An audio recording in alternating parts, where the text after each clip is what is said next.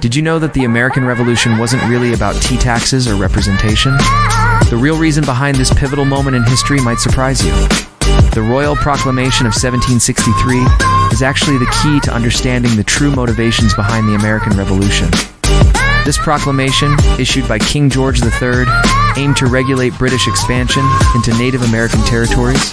It's a crucial piece of the puzzle that's often overlooked in traditional history lessons.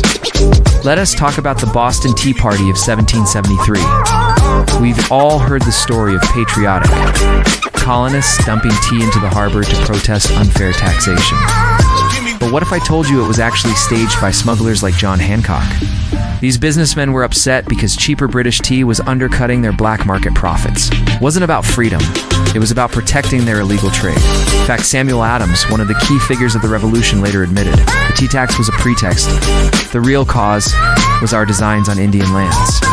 This shocking confession reveals the true nature of the colonists' grievances. The American Revolution was at its core a massive land grab. Let's look at some evidence. In 1774, months before the battles of Lexington and Concord, Virginia's governor deliberately provoked a tax from the Shawnee people. This conflict, known as Dunmore's War, was used to justify seizing Kentucky for colonial expansion. While the Continental Congress was publicly debating concepts of liberty in 1775, they were secretly authorizing invasions into Ohio. This duplicity shows the stark contrast between their stated ideals and their actual intentions. Even the Declaration of Independence, that revered document of freedom, contains a racist grievance against King George III. Jefferson wrote that the king had excited domestic insurrections amongst us and has endeavored to bring on the inhabitants of our frontiers, the merciless Indian savages. What this really means is that the colonists were angry that the crown was blocking their attempts at genocide for profit. The ultimate betrayal came with the 1783 Treaty of Paris. Britain ceded all land east of the Mississippi to the newly formed United States, completely ignoring the sovereignty of native nations. This set the stage for decades of conflict and forced relocation. The results of this land-hungry revolution were devastating for Native Americans. George Washington sent armies to burn Shawnee and Miami villages in what was euphemistically called the Savage War. By 1800, settlers had flooded into Kentucky, and tobacco profits were soaring. All of this was built on stolen land and broken promises.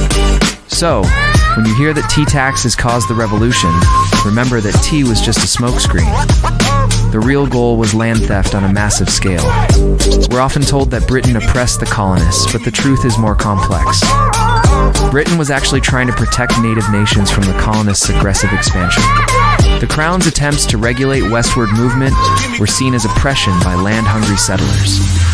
The idea that the revolution equals freedom is another myth that needs debunking.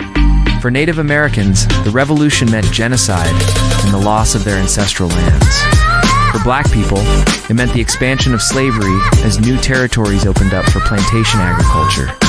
Here is a hard truth. The Founding Fathers waged a war of independence to secure the right to steal native land and expand slavery. It's the revolution they never teach in school. This version of events challenges everything we think we know about the birth of the United States. It forces us to confront uncomfortable truths about the nation's origins and the motivations of its founders. The no taxation without representation narrative is a whitewashed myth that obscures the darker realities of colonial ambition. When we peel back the layers of patriotic rhetoric, we find a story of greed, racism, and territorial expansion. It's important to remember that history is often written by the victors. The traditional narrative of the American Revolution has been carefully crafted. 2.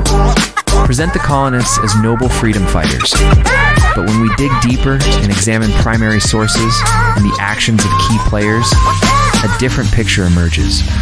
This doesn't mean we should discard everything we've learned about the American Revolution.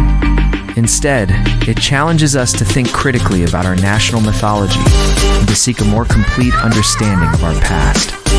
By acknowledging these uncomfortable truths, we can begin to address the long-lasting impacts of colonial expansion and work towards justice and reconciliation with Native American communities. The next time you hear someone romanticize the American Revolution or quote the Founding Fathers, remember this hidden history. It's a reminder that progress often comes at a cost, and that the ideals of freedom and democracy have not always been applied equally to all people. In conclusion, the American Revolution was far more complex and morally ambiguous than we've been led to believe. By understanding its true nature, we can better comprehend the challenges we face today and work towards a more inclusive and just society. Did you know that sometimes the history we think we know is just the tip of the iceberg? There's always more to learn. And sometimes the truth is far more fascinating and troubling than the myths we've been taught.